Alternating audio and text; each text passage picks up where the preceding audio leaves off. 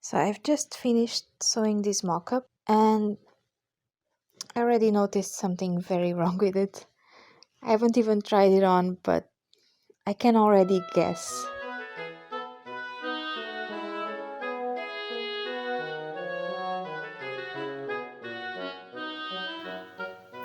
This, the vasquinha, is the part of the project I've been the most excited about because it's kind of a mystery.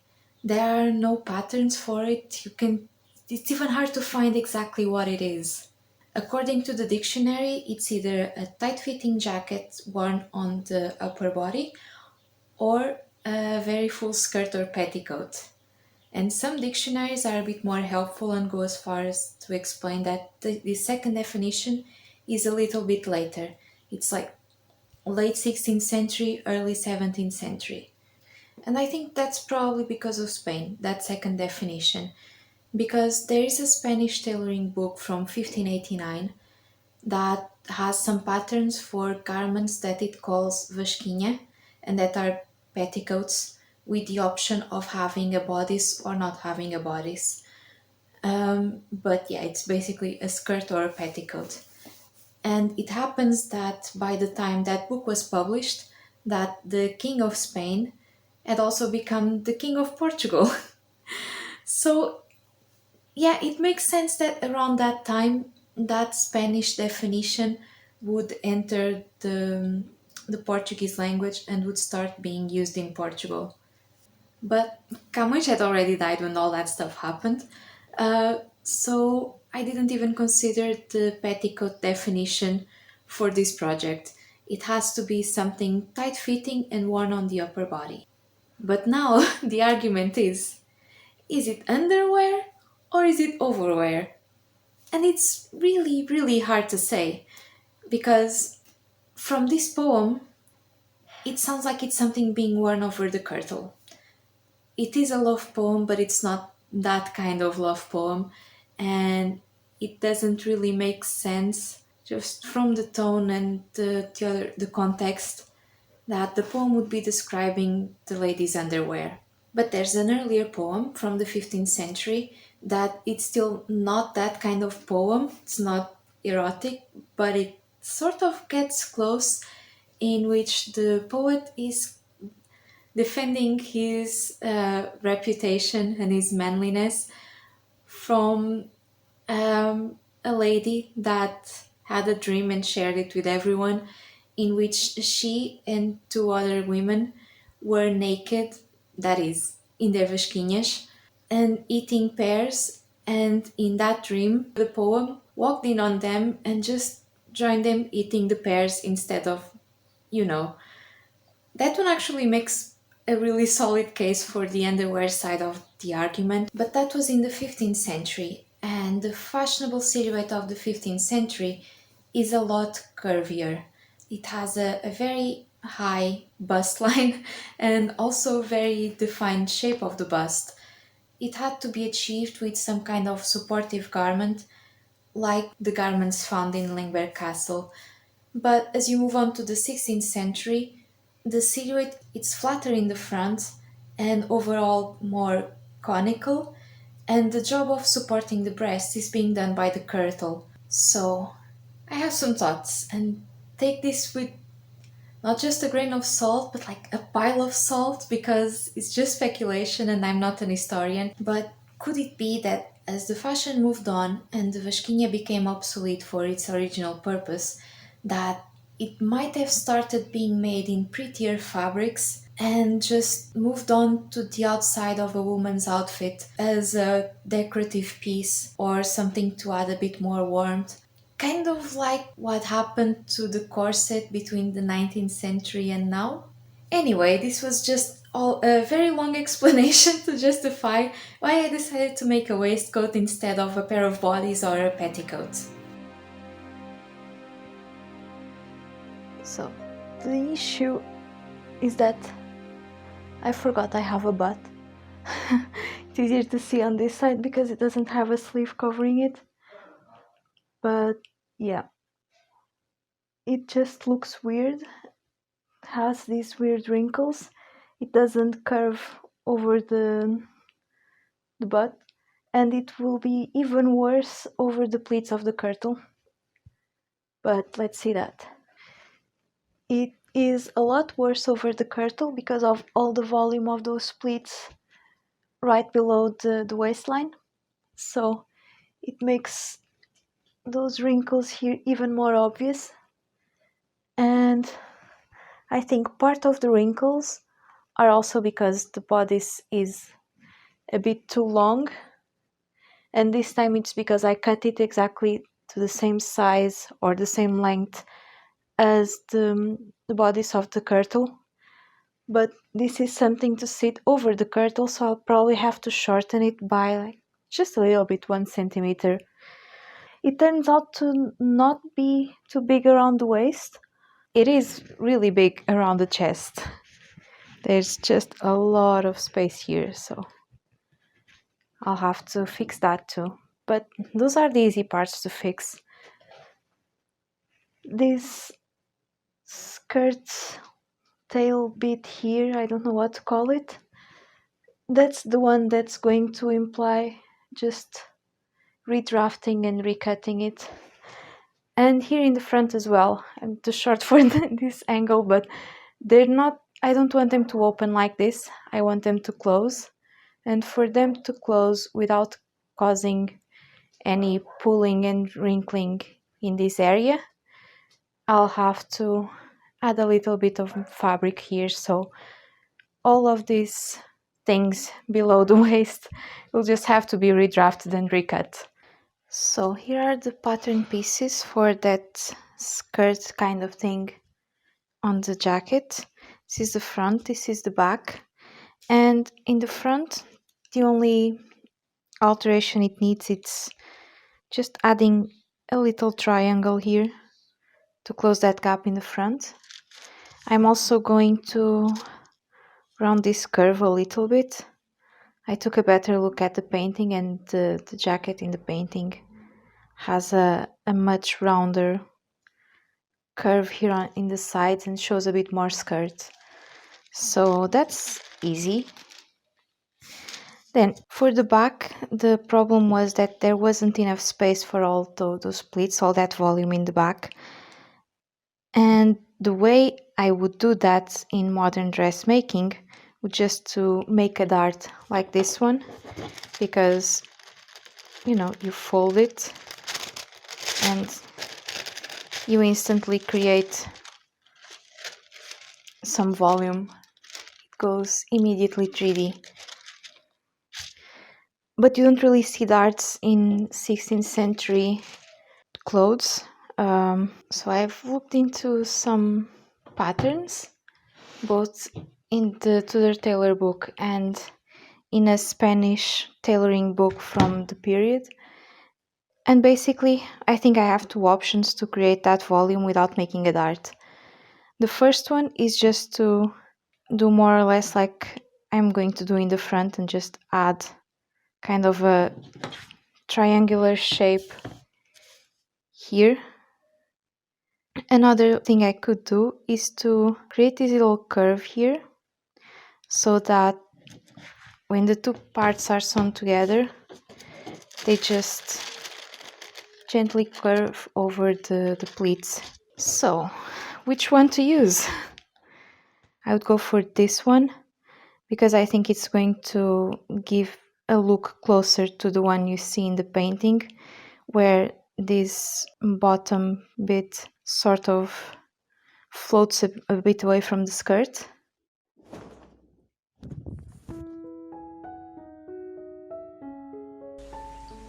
And that's where my problem started, because I wanted the vasquinha to be made of silk, or at least to appear to be made of silk. Would silk be appropriate for a peasant girl in Portugal in the 16th century? Not really, but it's possible that she would have a special garment for a special occasion, because in 16th century there was a bit of a silk craze in Portugal, and silk was cheaper than ever. Anyone that could afford it was getting silk. But the clothes described in the poem are a bit of a fantasy, and to stay in that fantasy mood, I wanted something to look like silk. So I bought online this very pretty lyocell that turned out to be just an absolute nightmare to work with. It was slippery, it wouldn't stop moving while I was pinning it to the paper patterns, it wouldn't stop moving while I was cutting it wouldn't stay ironed, just absolutely impossible.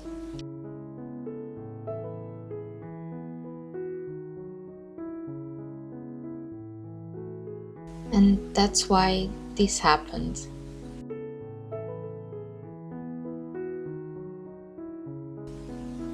But I was decided to make it work no matter what, and I sewed those panels together.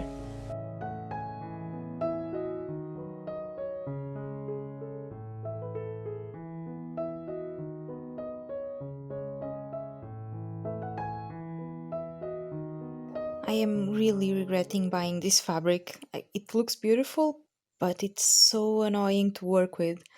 It's very drapey and flowy, which I guess it's perfect for some kinds of projects, but it's horrible for this one. And then I have to baste it and pin it just to sew it. Hopefully, well, not hopefully, because it was super expensive, so it is going to work out and it's going to look gorgeous, but it's testing my patience. And here they are, the four panels basted to a linen layer that is now the interlining, but I had originally cut it to be the lining layer because I wanted to just skip the step of interlining, but unfortunately this fabric is too much of a slippery nightmare to work with. So the lining was upgraded or downgraded or whatever to interlining. I'm actually happy with how it's looking and feeling now because if I just hold it like this, keeps its shape. It doesn't go instantly limp and shapeless as it was before the interlining. And I'm also happy to see that the cutting of this very slippery fabric didn't go as badly as I suspected some days ago, especially this back panel here. I thought that this bit here, because it was constantly dancing and under the paper pattern while I was cutting, no matter how many pins I used, and I thought that this bit here was really, really wonky. And it is a bit, but not nearly as much as it looked like before basting it to the linen layer. So now I'm actually feeling confident that it is going to look the way it's supposed to look.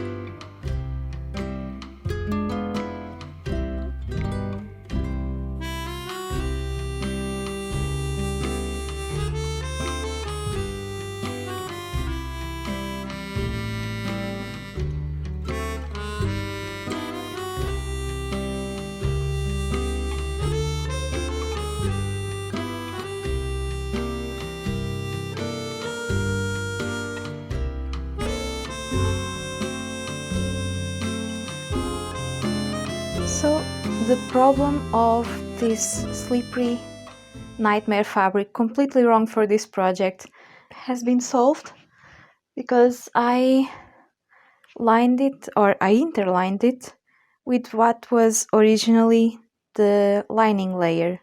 It's just plain white linen, the same I used for the smock.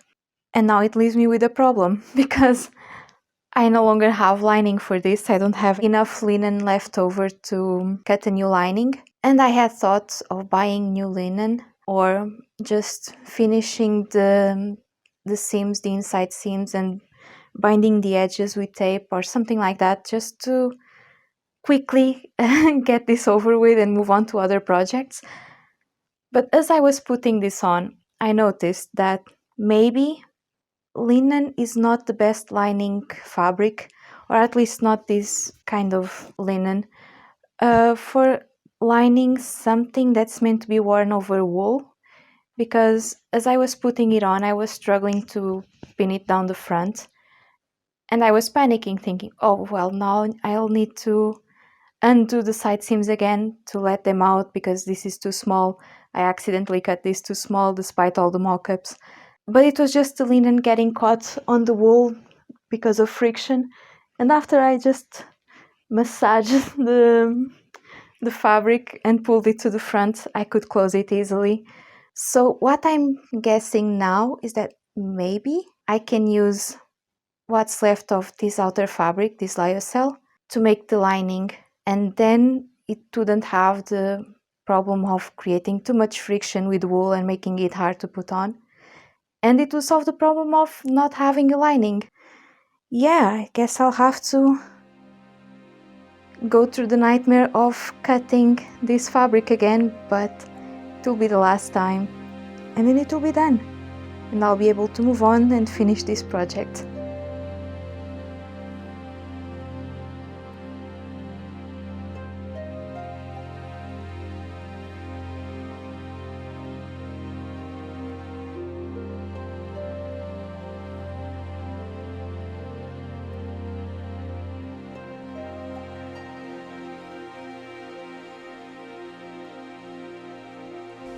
But it turns out that all that doing and redoing of the vasquinha actually did end up making it a bit too small, at least too small for buttons.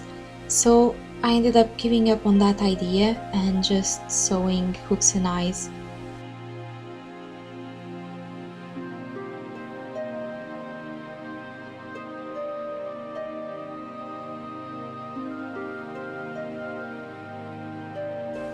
And with that finally finished, it's time for the headdress and the belt. I'll start with the headdress. I decided to model it after one I saw in a painting in Évora. It looked pretty and simple enough. I think it would have worked better as a rectangle, gathered on one end for the headband and on the other end just to close the cap in the back. But due to fabric shortages, I cut more of a trapezoid shape than a rectangle. But it still worked.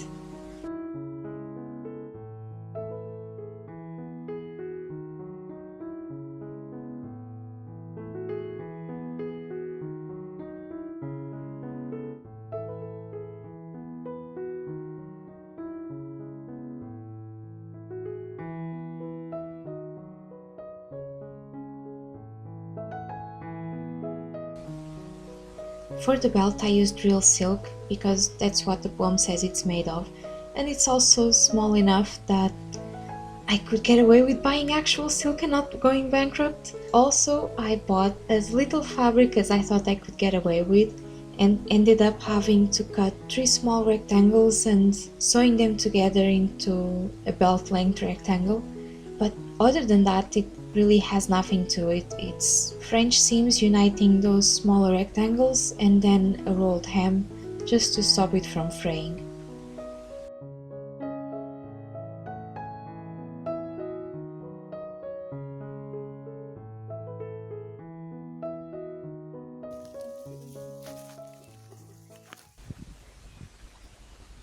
Descalça vai para a fonte, Leonor pela verdura. Vai formosa e não segura.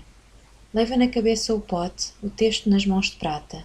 Cinta de fina escarlata, sainho de chamalote. Traz a vasquinha de cote, mais branca que a neve pura. Vai formosa e não segura. Descobre a touca à garganta, cabelos de ouro entrançado. Fita de couro encarnado, tão linda que o mundo espanta. Chove nela graça tanta, que dá graça à formosura. Vai formosa e não segura. So this concludes this very long project that I wasn't expecting to take this long, but yes, finally we reached the end. I hope you enjoyed following along during this journey to Portuguese 16th century clothing and poetry.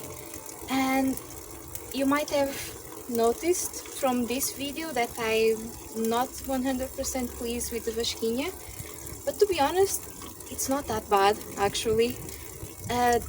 I have a list of things I would do better and lessons I've learned, so I might remake just the vasquinha. But overall, I'm very pleased with the final result. Thank you so much for watching.